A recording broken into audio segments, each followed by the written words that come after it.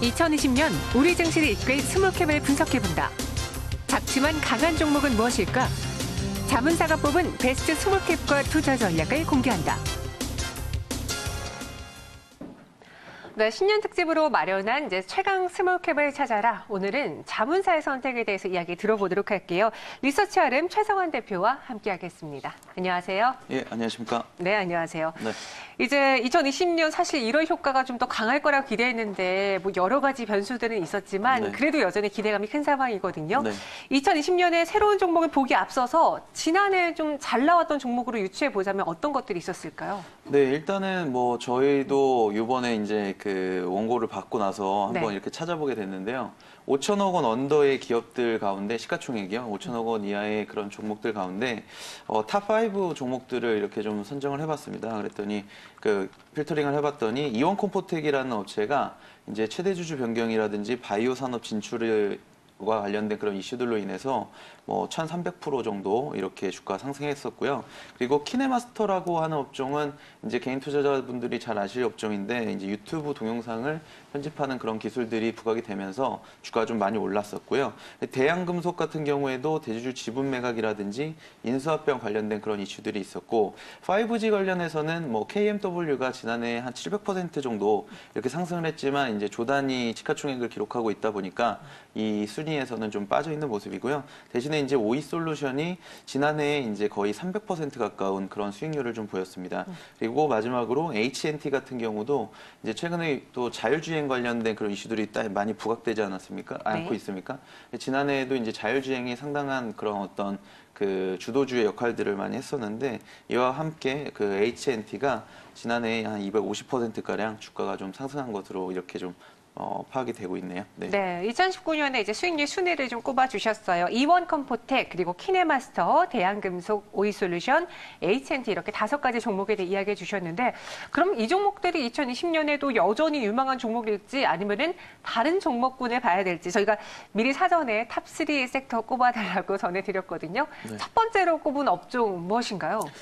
일단은 네. 2차 전지 부분을 우리가 좀 주목해 볼 필요가 있다고 좀 말씀드릴 수가 있겠습니다. 네, 오늘 흐름도 좋잖아요. 네. 네. 일단 2차 전지 부분은 2019년도에 글로벌 그 2차 전지 생산 용량이 110기가와트 정도가 됐었거든요.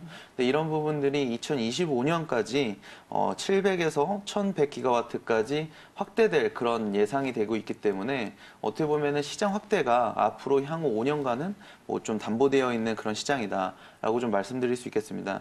그리고 또 우리나라 업체들이 지금은 뭐 순위권의 한 5위 정도 안에만 분포되어 있지만 LG화학이라든지 뭐 삼성 SDI 그리고 SK 이노베이션 같은 그런 그 3사들이 상당히 성장성을 높여가고 있고 지금 캐펙스 투자도 상당히 확대를 하고 있기 때문에 관련된 부품주들 상당히 좀 지켜볼 필요가 있겠다 말씀드릴 수 있겠고 저희는 그 중에서도 그 전극 장비 제조업체인 그 CIS라는 종목을 주목해서 보려고 하고 있거든요. 이 CIS 같은 경우에는 LG화학이라든지 삼성 SDI 쪽으로 이런 양극과 음극을 만들 수 있는 전극 장비를 제조하고 있는 업체인데 공급하고 있는 업체인데요. 해당 업체가 지금 그 국내에는 PNT와 이제 경쟁을 좀 하고 있고 PNT 같은 경우에는 SK 이노베이션 쪽에 이런 전극 장비를 좀 제공하고 있는 업체다라고 보시면 될 것 같습니다. 근데 저희가 이제 CIS에 더 주목하는 이유가 해당 업체가 이제 그 영업이익률이라든지 지난해 이미 캐파 증설이나 이런 것들을 마무리해 놓은 상태이기 때문에 어떻게 보면은 올해부터의 그런 성장 추세는 더 확연하게 좀 차별화될 수 있을 것으로 보고 있고요.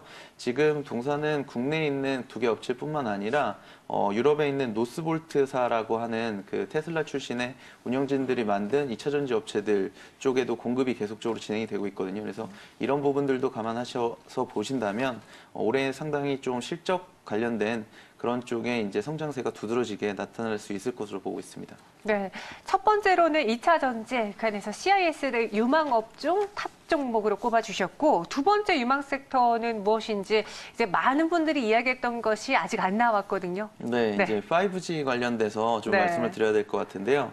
5G가 국내 같은 경우에는 지난해 이제 한 3조 원 정도 투자가 됐었거든요. 캐펙스 투자가 3조 원 정도 됐었는데 올해 같은 경우에는 이제 5조 원 정도로 보다 더 본격화될 것으로 보고 있습니다. 그렇기 때문에 어떻게 보면은 뭐 지난해 주가 상승률이 많이 높았었고 성장성도 많이 보여줬지만 올해는 좀 더 나은 성장성을 보여줄 수 있을 거라는 그런 기대감들이 지금 있는 상황이고요.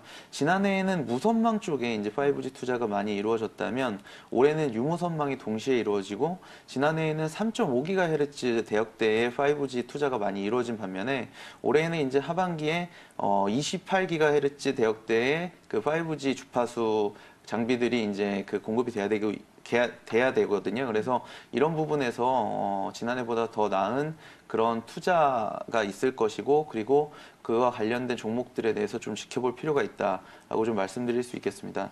저희가 이제 그 가운데에서도 HCT라는 어떻게 보면은 조금 그 틈새 시장에 있는 업체를 좀 준비를 해봤는데요. HCT 같은 경우에는 시험 인증을 원래는 이제 정부에서 안전성이라든지 뭐 불량이라든지 어떤 기술 표준에 맞는 그런 것들을 허가를 받고서 공급을 하게 돼 있는데 이런 부분을 대신 이제 인증을 해주는 그런 업체다라고 보시면 될 것 같습니다. 특히나 해당 업체가 5G 쪽에 국내 시장 점유율을 80% 정도 가지고 있기 때문에 5G 스마트폰이 신규로 출시된다든지 아니면 기지국이라든지 뭐 중계기라든지 이런 통신 장비들이 앞으로 출시가 되게 되려고 하면 해당 업체의 이제 승인을 받아야 되는 그런 그 어떤 절차들이 필요하거든요. 그래서 해당 업체가 이런 5G 관련된 투자가 늘어나면 늘어날수록 이제 실적이 좋아질 수밖에 없는 그런 구조로 갈 수 있기 때문에 어떻게 보면은 올해 좀 상당히 안정적인 성장이 예상된다 이렇게 좀 말씀드릴 수 있겠고요. 이런 시험 장비 업체가 국내에는 이제 DTNC라는 업체가 또 따로 있는데 그 업체는 이제 이런 통신 쪽 부분이 아니라 뭐 자동차라든지 의료기기 쪽 이런 쪽에 이제 시험 인증을 많이 하고 있는 업체로서 어떻게 보면 5G 쪽에는 이런 그 HCT 같은 업체를 한번 좀 주목해 보시면 상당히 좋을 것 같습니다. 네. 두 번째 업종까지 들었습니다. 마지막 탑3의 세 번째 주인공은 무엇이 될지 유망 업종과 함께 그 안에서 최선호주 이어서 들어보죠. 네, 지금 뭐 마지막으로 저희가 이제 꼽을 그런 섹터는 환경과 관련된 그런 분야거든요. 네네. 네, 이제 저희가 환경에 대한 뭐 어떤 그런 그 생활을 살아가면서 많이들 뭐 미세먼지나 이런 부분들도 많이 있지만 네. 저희가 주목하는 부분은 이제 대체 연료 쪽과 관련된 그런 부분이거든요.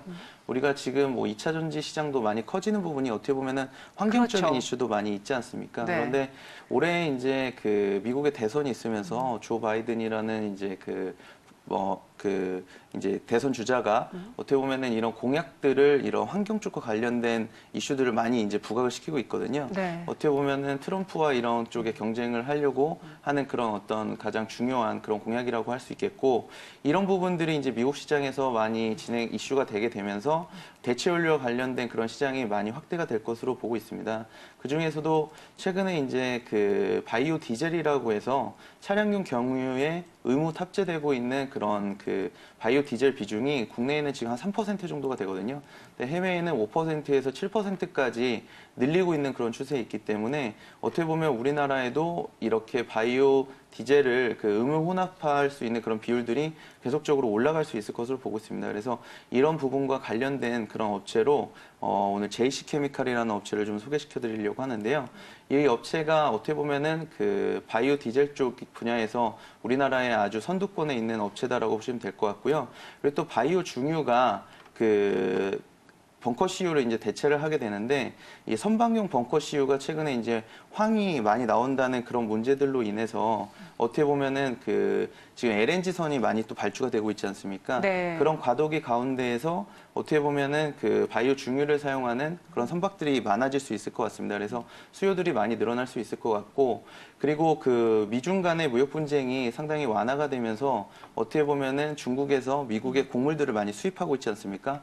그러면서 지금 뭐 대두유 같은 그런 시장들이 상당히 상승세를 또 가져가고 있는데 이런 부분에서 어떻게 보면 이런 대체 연료의 그런 가격 상승이 계속적으로 안정적인 상승세의 흐름을 보여줄 수 있을 것으로 보고 있습니다. 그래서 이런 부분들을 통해서 올해 이제 실적들이 많이 좋아질 수 있을 것 같거든요. 그래서 지금은 뭐 유가 상승 이슈라든지 아니면 인도네시아 수도 이전과 관련된 그런 이슈들로 주가 좀 변동성이 큰 상황인데 1분기서부터 안정적인 이런 실적 성장들을 보여주면서 자리도 좀 잡아가면서 우상향의 그런 주가 흐름을 보여줄 수 있지 않을까 이렇게 좀 판단하고 있습니다. 네, 제이스케미칼 그리고 HCT, CIS까지 들어봤습니다. 말씀하신 것처럼 이제 IMO 2020이라든가 전기차 섹터가 부각된 게 전체적인 친환경 흐름 안에서 나온 것이기 때문에 저희 제이스케미칼 좀 처음 소개해드린 섹터지만 기억해 주시고요.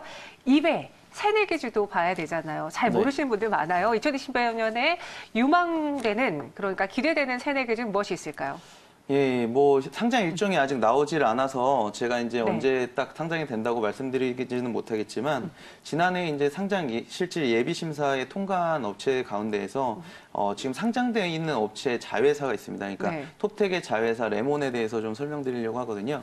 이 레몬이라는 업체는 그 잘 아시는 의류 브랜드 노스페이스의 노스페이스가 가지고 있는 글로벌 브랜드 퓨처라이트의 소재가 되는 그 나노 멤브레인 소재를 이제 3년 동안 독점 공급하기로 그렇게 계약한 그런 업체라고 알고 계시면 될 것 같고요. 그 나노 멤브레인은 외부에서는 이제 방수가 되지만 안에서는 또 통기성이 좋은 그런 소재라고 잘 알려져 있습니다. 그래서 아웃도어라든지 뭐 여성들의 생리대 그리고 마스크팩, 황사 마스크 같은 다양한 분야에 지금 확대 적용되고 있고 지난해 이제 상장 예비 심사에 통과를 하면서 올 상반기에 상장이 예상이 되고 있습니다. 그래서 톱텍 같은 경우에는 이 레몬의 지분율을 63%가량 확보하고 있고 장부가로는 지금 한 103억 원 정도 책정이 되어 있거든요. 그래서 레몬이 지금 뭐 장외나 이런 데에서 지금 2천억에서 3천억 정도 사이의 밸류로 평가를 지금 상장이 될 것으로 보고 있습니다. 그래서 어떻게 보면은 최소한 뭐 한 1천억 원 이상의 그런 평가 차익도 예상해 볼 수 있기 때문에 뭐 새내기주인 레몬의 어떤 그런 상장 시점에 맞춰서 모회사인 톱텍도 같이 좀 주목을 해보시면 상당히 좀 좋은 타이밍이 오지 않을까 이렇게 좀 판단하고 있습니다. 네, 2020년 이제 최강 스몰캡을 찾아라 저희가 신년 특집으로 준비한 이번 시간에 많은 분들이 올 한 해 동안 코스닥의 상승이 좀 예상된다라는 이야기를 많이 했거든요. 2020년에 스몰캡 시장 전망은 어떠할지 그 안에서의 중요한 키포인트도 꼽아주세요. 네. 네, 저는 이제 보면 그 코스닥 시장이 상당히 그래도 좀 고평가되어 있다고 보거든요. 오, 네. 지금 코스닥 시장 같은 경우에는 바이오의 그런 시가총액 비중이 상당히 높고 바이오라든지 기술 특례 상장으로 들어오는 업체들이 시가총액은 높은데 반해서 실적이 좀 많이 안 나오는 업체들이 많이 있습니다. 그래서 지금 뭐 상대적으로 신흥국 대비해서 PER 수준이 조금 높긴 하지만 우리가 중소형 개별주들 중에서 저평가되어 있는 종목들을 잘 발굴한다면 충분히 좋은 올해의 그 수익을 가져갈 수 있을 것으로 그렇게 판단하고 있습니다. 네, 알겠습니다. 이러한 점들 잘 참고해 보시기 바라겠고요. 지금까지 최성환 대표와 함께했어요. 오늘 말씀 고맙습니다. 감사합니다.